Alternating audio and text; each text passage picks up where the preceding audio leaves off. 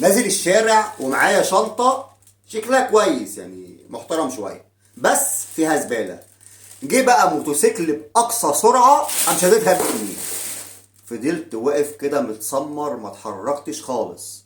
جه بقى اللي يقول لي معلش يا استاذ ربنا يعوض عليك، وجه اللي يقول لي معلش حقك عليا، وجه اللي يقول لي طب ما تجري وراه، وجه اللي يقول لي مالك طب فيها ايه.